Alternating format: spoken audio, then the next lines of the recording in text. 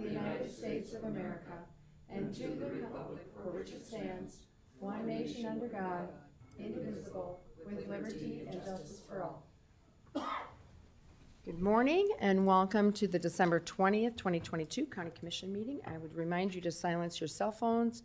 The meeting documents are in the white folder, and if you intend to speak today, if you would just sign in on our white sheet with your name and address, and then when you speak, you just have to give your county of residence and your name. With that, we'll move on to routine business and look for a motion to approve the agenda. So moved. Second. A motion and a second. All those in favor say aye. Aye. Those opposed, same sign. Motion passes unanimously. Next, we have consent agenda. Is there a motion on the consent? Make a motion to approve. Second. A motion and a second. Roll call vote, please. Bender. Aye. Benega. Aye. Barth. Aye. Karski. Aye. Heiberger. Aye. Motion passes unanimously. Move on to routine business, regular business, excuse me. Item number 10 is a public hearing to consider a lease agreement for the Girl Scouts to use a portion of the Wall Lake Park. Scott Anderson. Good morning, Scott. Thank you. Scott Anderson, Planning Director, and today we have an advertised hearing for a proposed lease agreement with the Girl Scouts. This is for a use for a portion of Wall Lake Park. The public, I'm sure, is familiar that the Girl Scouts have been using with a cooperative agreement a portion of Wall Lake Park for many, many years, probably 30 or 40 years. It precedes me. This is a lease agreement that we go through every 4 years, and it has been reviewed by the state's attorney and worked with the Girl Scouts, and we have a lease agreement before you to consider. I would be glad to answer any questions. Are there any questions for Scott at this point? Commissioner Karski. Scott, Exhibit 1 says restricted area. Is this when the Girl Scouts aren't using it open to the public, or is this strictly? It is their area to primarily use, and if you look through the agreement, that's their area to maintain. They have an obligation to maintain that through the summer, so they mow that.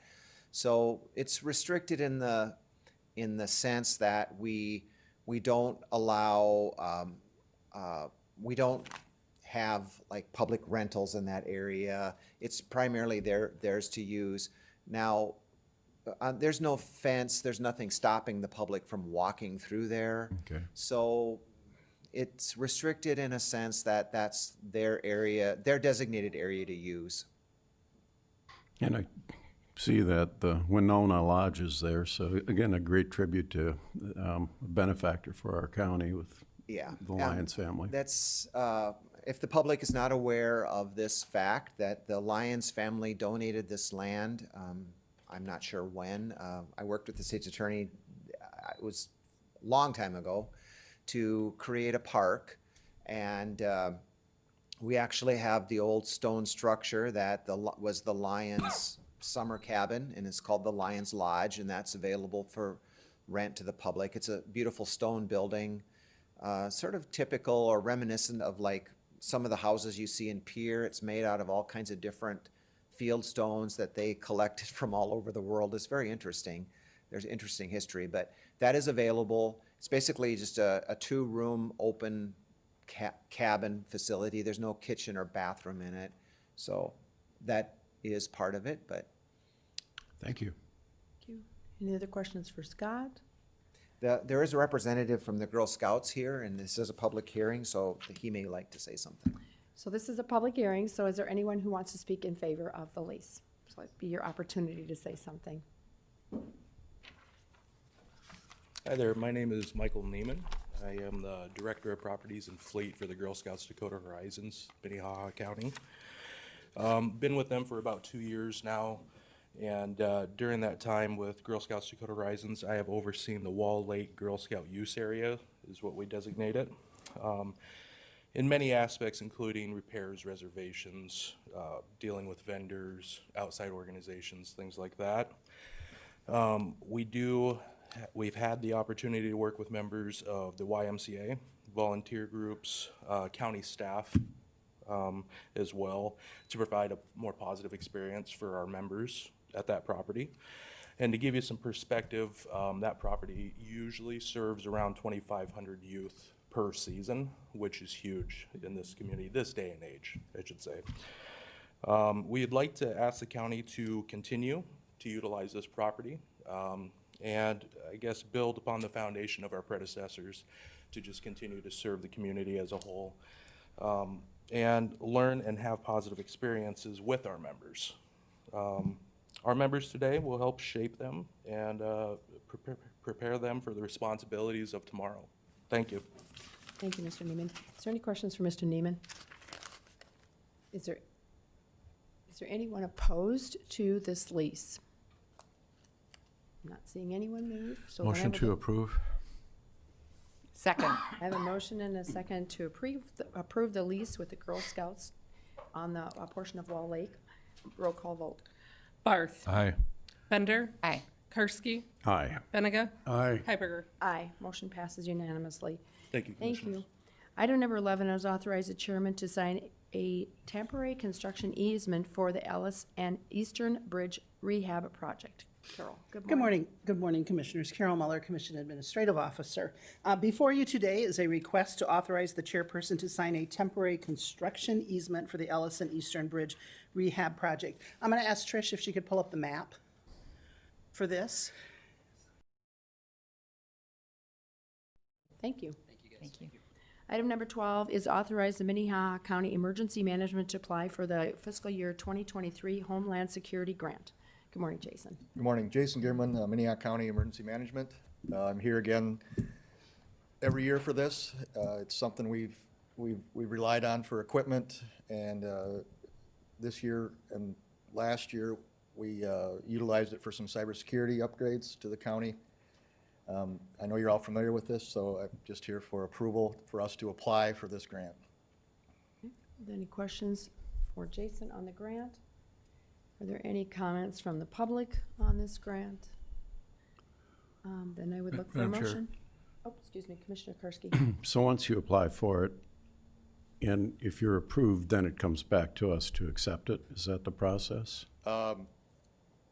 That can be the process. I don't recall what happened last year. I think once it's approved for us to apply, yes, I'll come back and we can accept if Because that's what you. sometimes grants come with strings. Yes, generally, these don't have many strings attached. If it's equipment and it's something like, maybe like, I think when we purchased the Bearcat, I believe we came back in front of the commission for approval on that because it was such a high dollar and unique item. Some of the other items, like I don't believe I came back yet last year when we were gonna provide for the courthouse or for the county for some cybersecurity. So it's been kind of a case-by-case basis, but I can certainly come back in front of you again when we decide on. 2-07, structures 50-337, 130, replacement. MC 2209, structure 50-144-020, replacement. Minnehaha County 22-10, structure 10-137-040, replacement. And the Minnehaha County 20-14, structure 50-272-03, replacement. Jacob, that was a Morning, Commissioners. mouthful of numbers. Yes, Jacob Mars with the Highway Department. I figured it would be easier that way than making them each individual agenda items, so we got them done in one fell swoop. This is a requirement by the South Dakota Department of Transportation to guarantee that the county takes the responsibility for any easements, right-of-way needs, and then utility relocations for the bridge projects that we were applying for under the big improvement grants through the state of South Dakota. We've done a couple of these in the last 6 months as well. Nothing out of the ordinary on any of these 4 locations. So I would just ask if you guys have any questions. Any questions for Jacob? Commissioner Bender? Hi, Jacob. Since we're going to approve several opportunities for bid grants, I wonder if you could just explain a little bit about that program. And you'll see that there's different reimbursement levels. And so so that people can understand why some of these are at 40%, some are at 50%, and some are at 60%. Yep. So the Bridge Improvement Grant is a fund through the state of South Dakota. They help out local cities, counties to replace structures that we maybe can't pay for entirely on our own. And they have a scoring system that they use in order to qualify for the grant. The ones that are awarded based on a point system. As part of this point system, you get more points if you take on more funding on your end. The minimum amount of funding required from the participating agency is 20%. Any participation over that will gain you additional points, up to an additional 10 points if you go in at 50% of the requested grant amount. So looking at the numbers and when we want to do these projects in the next couple of items, we have adjusted what our funding request is so that we qualify better on those projects. Thank you. Great plan. Any other comments? Is there any public comment on these bridge fixes? Okay, we'll look for a motion. So moved. Second. A motion and a second. All those in favor say aye. Aye. Opposed, same sign. Motion passes unanimously. Item number 16 is consider a motion to adopt a resolution to apply for the bridge improvement grant funding at an 80-20 match. So same project, just a different piece of documentation required by the DOT. This particular structure is on County Highway 104, just west of Interstate I-29. That would be the Del Rapids exit. So just to the west there, we have a structure that's degrading pretty bad. This one we're applying at the maximum amount. Our score is still pretty low. It's only a 43.97 on this one. And we anticipate awards being made somewhere in the mid to upper 40s probably. There's some additional funding that was granted this year to go towards this project. So we're hoping that the scores will be a little bit lower, but this is a structure that we'd really like to get replaced in 2024. Questions on that bridge? Is there any public comment on that bridge? Can I look for a motion? Motion to approve. Second. A motion and a second. This one needs a roll call vote. Barth. Aye. Karski. Aye. Bender. Aye. Benega. Aye. Heiberger. Aye. Motion passes unanimously. Item number 17 is considered a motion to adopt a resolution to apply for a bridge improvement grant funding at a 60-40 match. This particular structure, we had originally intended on bidding this week to construct this next summer.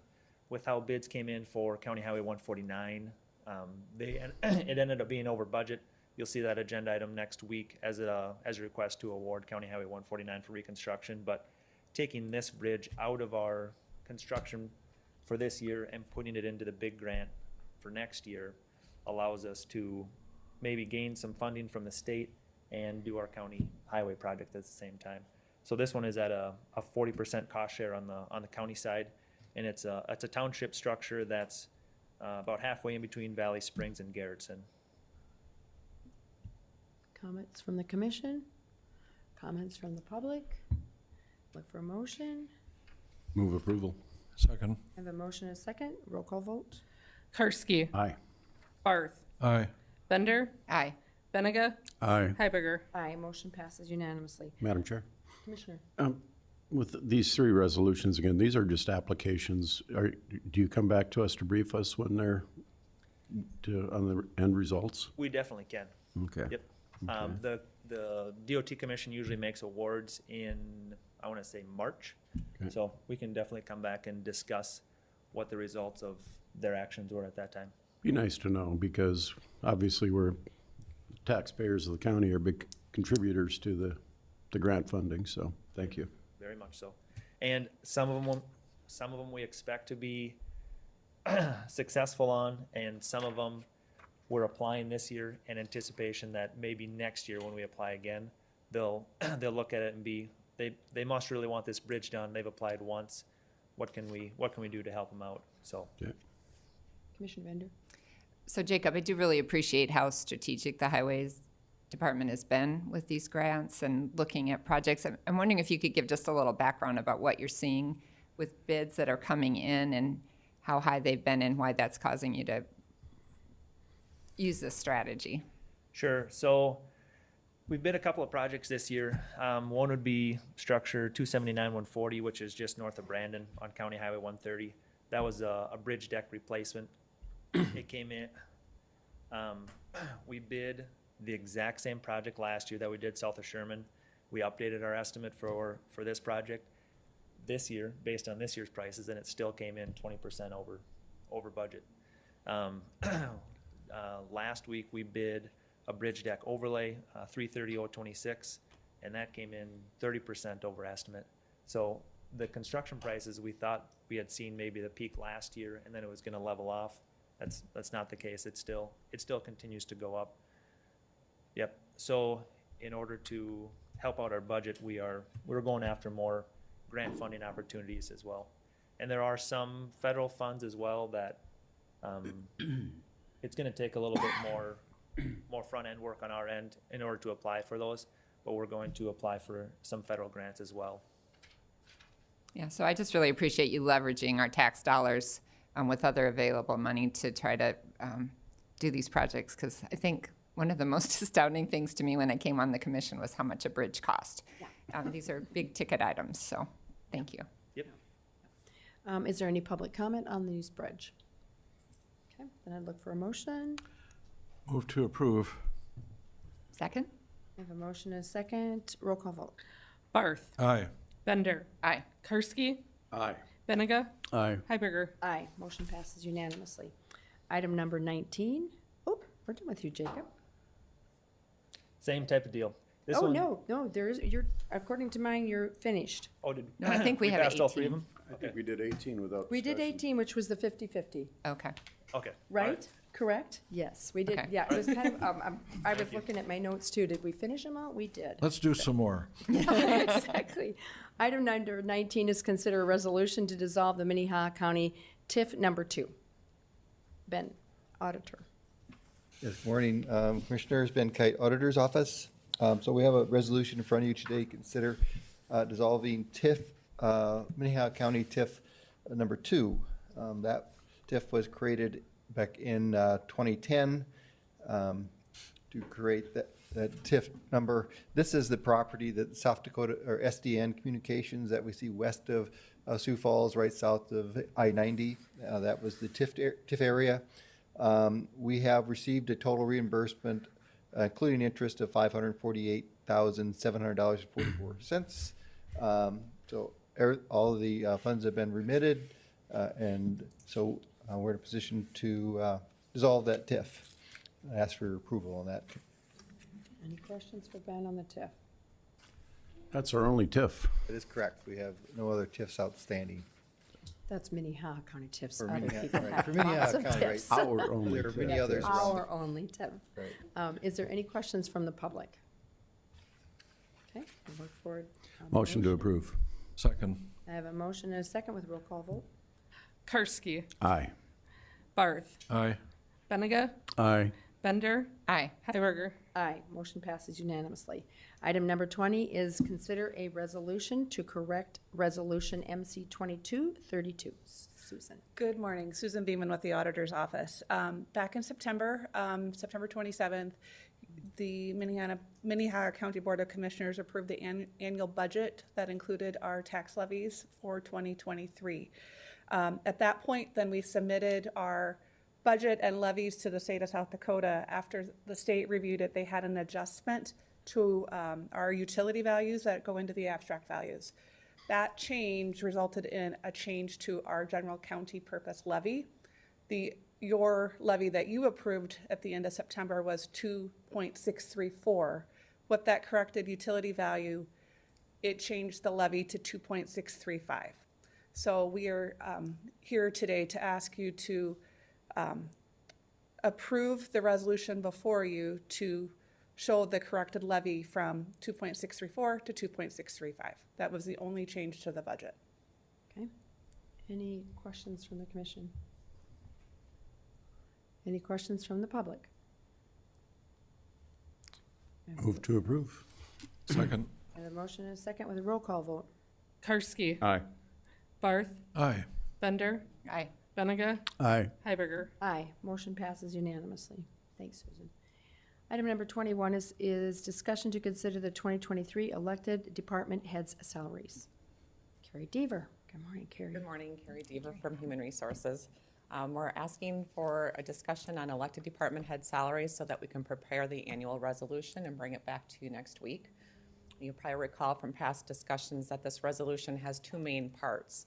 The first is about base salaries for elected roles. That's to give elected individuals or people running for an office an idea of what the base salary would be for somebody coming into that role.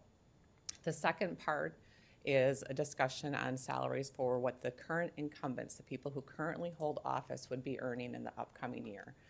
A little different this year that you really have a third discussion point too, because you'll have some people who haven't taken office yet, but will be in the upcoming year, so that would be the third part of today's discussion.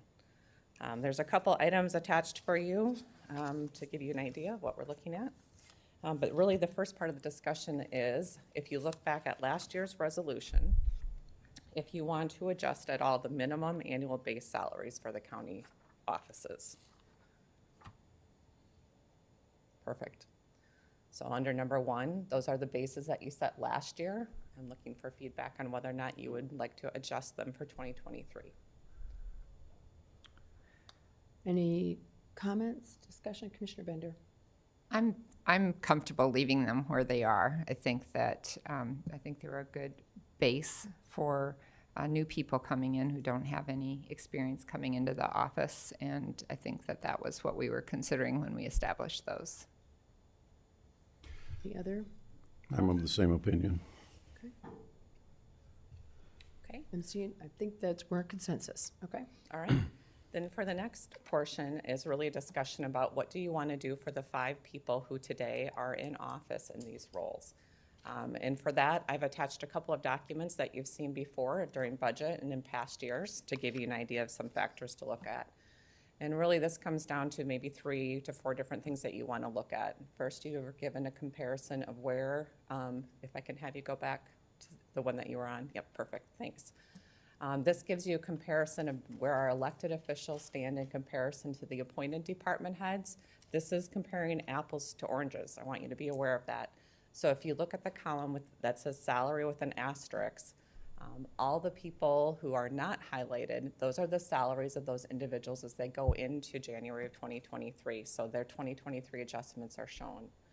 The elected individuals, of course, since you haven't made decisions about 2023 salaries, you're looking at 2022. I've also included a column for you about salary after step. Some of your appointed department heads are still eligible for a step increase, and that gives you an idea of what they would be earning in the upcoming year. If you go down to the next attachment, there's a couple other items to look at.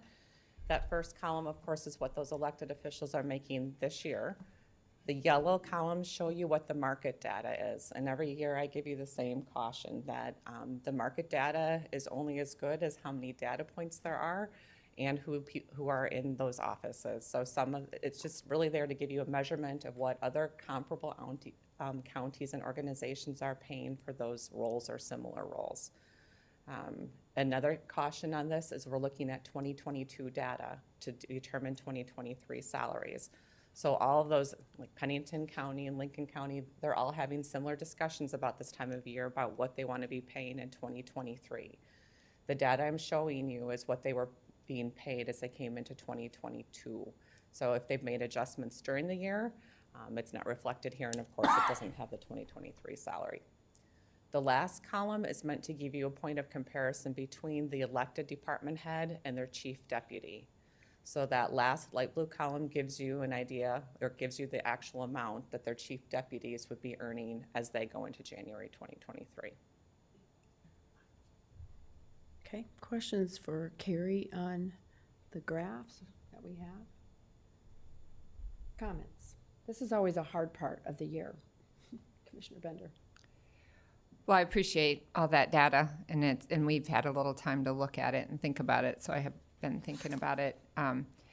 In some respects, I really think we did a disservice to these elected officials because they have been serving for a long time and they did not get the benefit of the salary increases that we gave to all of their staff during this year to try to adjust to inflation and market conditions. And so I think personally that it is only fair to catch those folks up as we go into the next year with the salary increases that their staff got this year, as well as the salary increases that their staff will get at the beginning of the year, plus the step that their staff will get. I think that will just bring equilibrium back into our system, make sure that we don't have people supervising folks who are earning more than they do just because of, we've made some pretty significant adjustments this year to try to keep up with the market and the inflation and those kinds of things. And I think that, I think we have, there's quite a range when you look at those salaries, but I think that range makes sense. I'd like to keep that range. When you look at the sheriff, he's been in that role for 25 years, and I think he has over maybe 45 years of public service. He supervises half the staff for Minnehaha County, so I think that deserves to be a highly paid position. The state's attorney also has a large staff there. He's the chief law enforcement officer for our county, and has required to have advanced degree. So I think I personally would be in favor of doing, I think it's a 14.5%. If you look at the total increases that staff have gotten over last year, we'll get at the beginning of next year and their step. I would do that for everybody on that group. Won't cover the new people who are newly elected, but the folks that are returning in that office. That's what I would do. Additional thoughts, comments? Madam Chair, Commissioner Barth? Commissioner Bender is right on, I believe, and these are all real jobs. I know the highest paid employee for the federal government is the football coach at West Point, and I suspect that SDSU has a highly paid employee as well in that position. These people are not, these are real jobs. Being the sheriff, phone call in the middle of the night, for a snowmobile accident, an inmate that's passed away. I know that our Register of Deeds came in on her day off one time to deliver a marriage license to a couple that had not thought ahead more than 5 or 6 hours. In any case, these are real jobs helping our citizens, and they deserve everything they get. Additional comments? Commissioner Karski? I guess I'm also supportive, primarily because I think it's important that we raise everybody together, and that's exactly what we're doing here. We're treating our department heads, elected officials, all at the same level as we do every employee in the county, and it's just fairness. I would just add that this fiscal year has been different than any year that I can ever remember. I think competition, the market, being able to work from home, which hardly any of these individuals would be able to do, makes a big difference in how we keep competitive. And I'm in favor of doing exactly what was discussed. And I'm in favor too. I think Commissioner Bender laid out really well the thought process that I think we all have worked through as we've looked at these numbers. And there have been years when I believe we've had a 0%. If not 0, we've had 1. There have been times where our employees have received no increases. And in order to stay up with the market and to keep the employees we have and to stop the bleed, we have had to raise our rates. So this was just a discussion today, so this will be on the agenda next week. And I think, do we have one more thing? Well, the last thing is just to clarify how you would like, because this will apply then to the 5 people who are currently in office, and I'll bring back those figures for your approval next week as part of the resolution.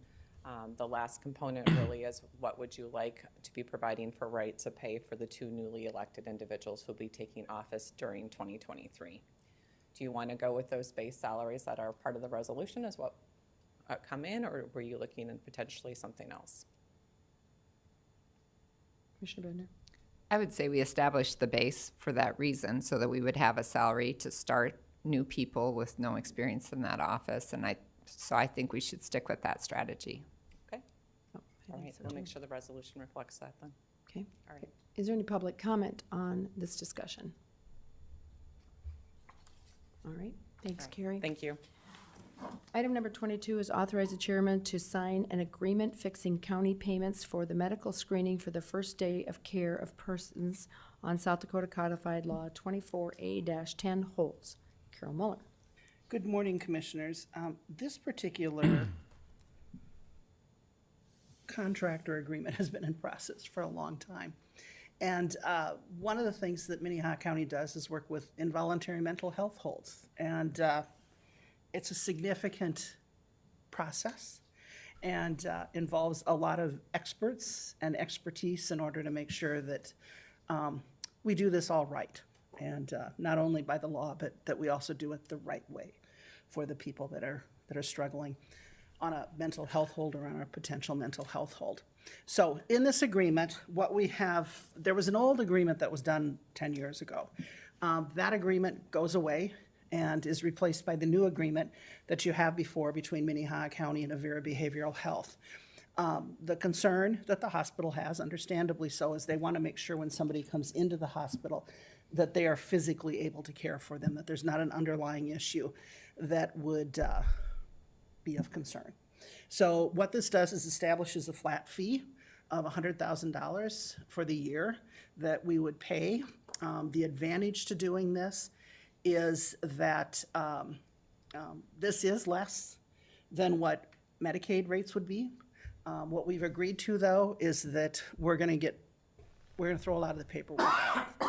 We spend a lot of time shuffling paperwork in this particular process. So they're still gonna do reports to us, but it's not gonna be individual buildings that can come through. And then we'll do $100,000 for the current fiscal year, and then next year we'll do four quarterly payments. Questions I can answer for you. Madam Chair. Commissioner Brand. So if someone has a mental illness or a mental issue and they're brought in and then they find out that they also have lung cancer, does that, That would not be part of this. That would be treated underneath as, would go back to Human Services. Thank you. If somebody came in and had fallen down because of a mental issue and broke their arm, we just don't want to be covering the costs and need to make sure we figure out how that goes forward. I think that's kind of what this contract is about. I make sure that they're ready to, that the hospital knows exactly what they're getting. Right. And walking into when somebody comes into the system. Yep. So, Commissioner Karski? So clarify for me, the 100,000, once it's expended because of patient volume and that type of thing, are we done paying, or how much do we pay Underneath the for? system, we're done paying. We do obviously have the options and have talked about it, that if there becomes a huge discrepancy, that we'll come back to the table Okay, and have discussion about that. okay, thank you. Is there any public comment on this item? Okay, Commissioner? Commissioner Bender. I just would like to say a public thank you to Carol and to the state's attorney's office, because this has, it has been a long process and it has required a lot of behind the scenes work. It's easy to summarize in 2 minutes at a commission meeting, but that doesn't mean there hasn't been hours and hours. And I think that this arrangement is going to be a great benefit to the county, to the citizens that are served, and also work well for our partners. So I thank them for coming up with a workable solution.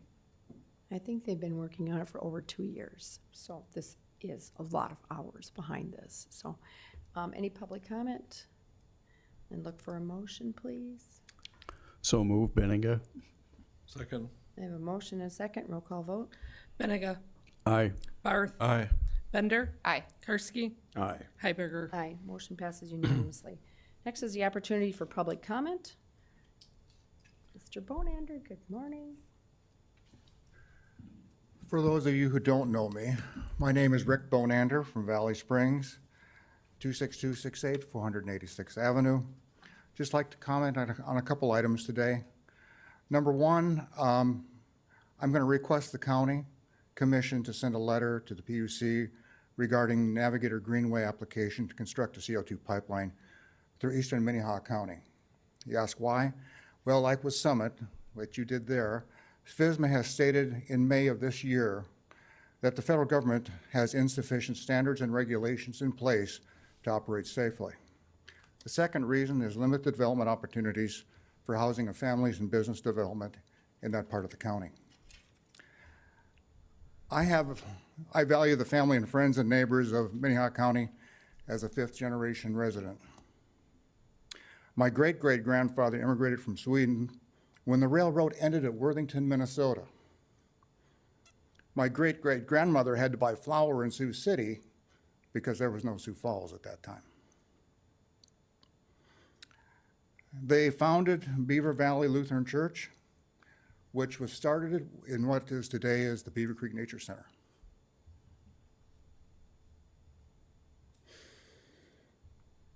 My family, friends, and neighbors have done more for the growth and development of Minnehaha County than BlackRock, Valero, and PG&E has or ever will. I would encourage you to drive out to Brandon and the Valley Springs area. Look at the beauty, the growth, and the development that has occurred since I've been a child, since 1959. Secondly,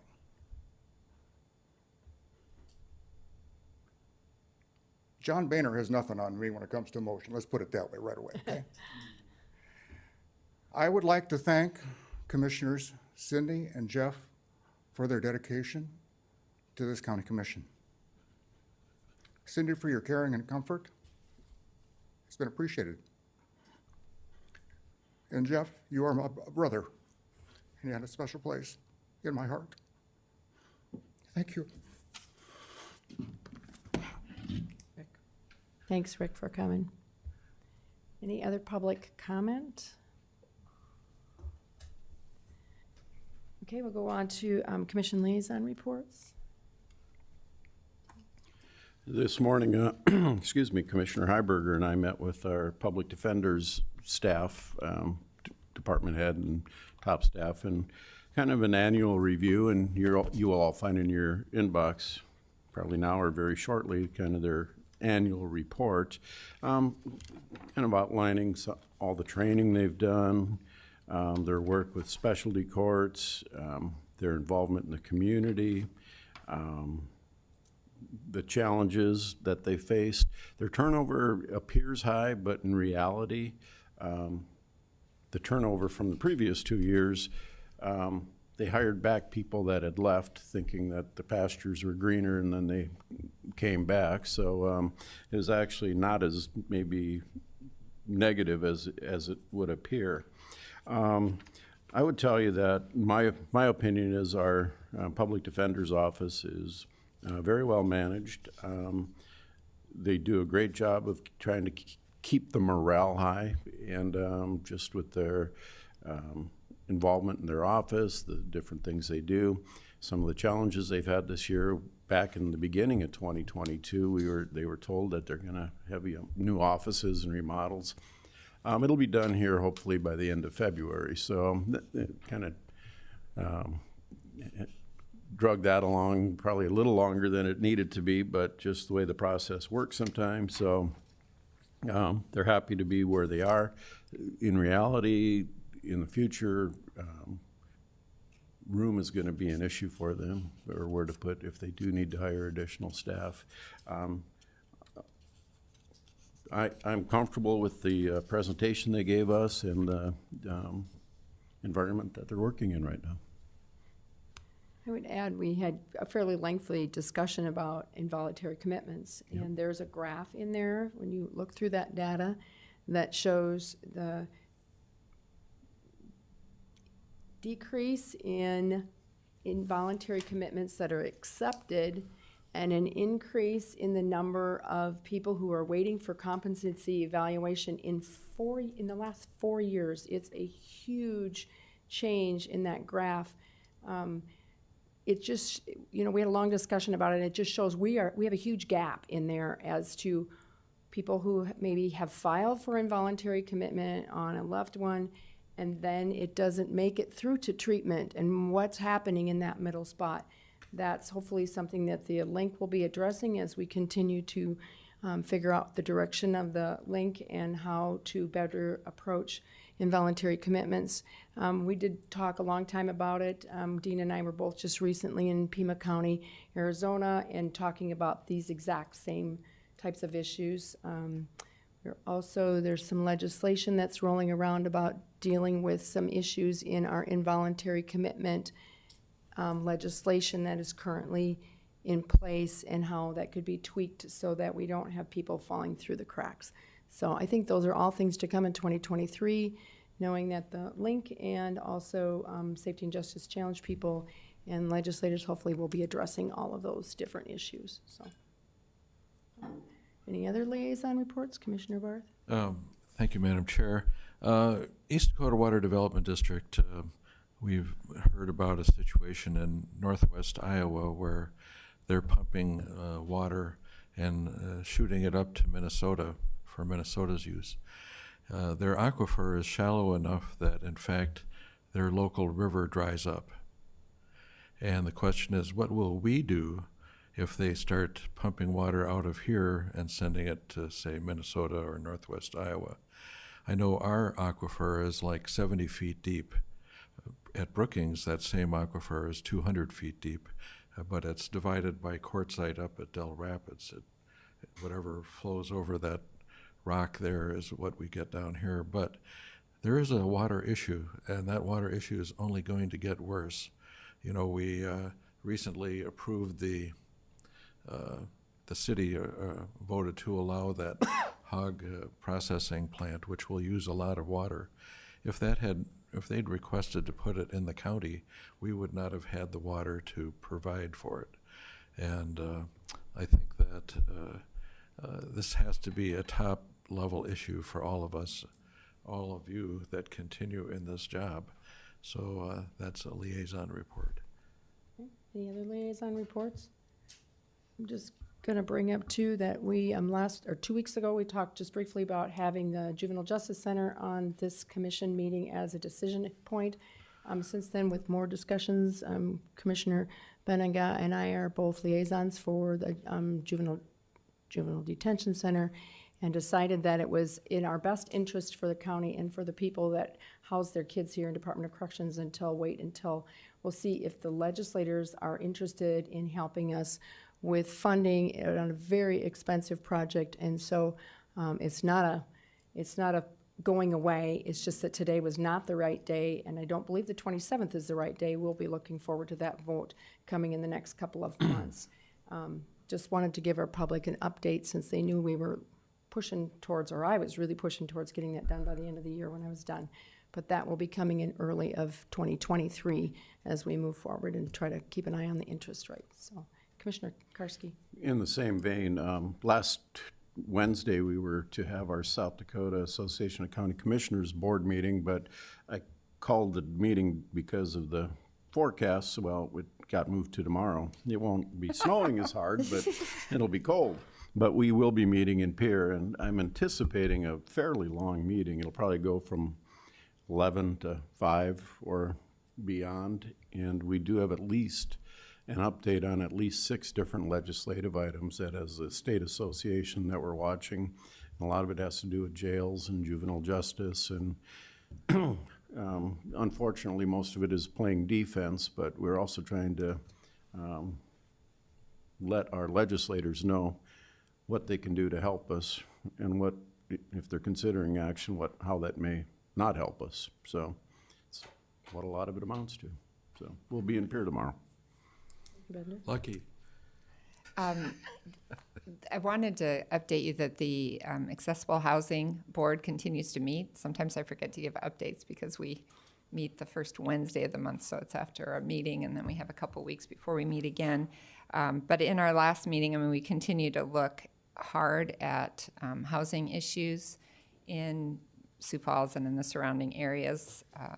We have an opportunity to give input on funding that the city administers through various state and federal resources. And at our last meeting, we did approve some funding to allow the ICAP organization to purchase the old Children's Inn facility, and they have entered into an agreement with Bishop Dudley, where Bishop Dudley will manage some units that they're going to convert that will house some of the families that have been in Bishop Dudley, so that will help get those young kids out of that environment and over into a newer facility where they're really just around families.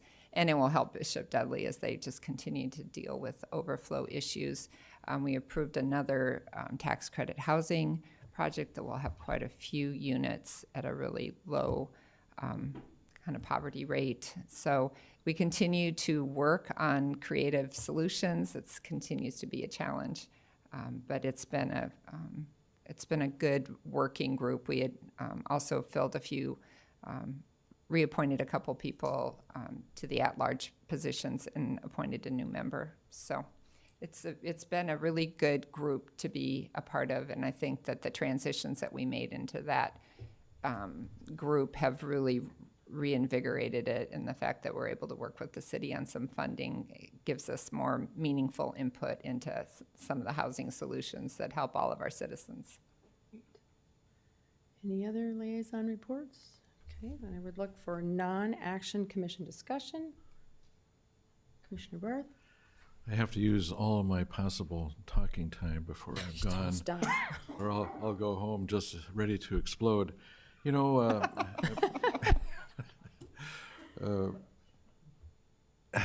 Minnehaha County is not remodeling our swimming pools. Wait a minute, we don't have any swimming pools. The city of Sioux Falls is remodeling several swimming pools. It's been said before that Minnehaha County, or any county, is where people go to do business with government. It's where you register to vote. It's where you get your marriage license. It's where you pay your taxes. We're the service station for government. And you know, you take a look at the other issues that we have here. One that I noticed in today's bills, and we don't read the bills like we used to, but there were 19 occurrences of a decedent transport by MedStar. Now, a dead person that dies without supervision is taken into our medical examiner, and the ambulance charges us $400 to pick that person up. 19 times in this billing period, we did that. You know, Commissioner Heiberger is talking about juvenile justice. The city of Sioux Falls doesn't have a jail. They don't have anything with caring for these people that are temporarily locked up. The minute that somebody is told you're under arrest, and I've never been told that. The minute someone is told that, though, our clock starts running and the county pays the bills. We are the service station for government, and I just wanted to pass that wisdom on. Any other liaison reports? I think we're at, and then we're on non-commission action discussion, and I'm going to ask for just a moment of personal privilege and note that Ken McFarland is here. He was our past administrative officer, and he's here today. So Ken, nice to see you.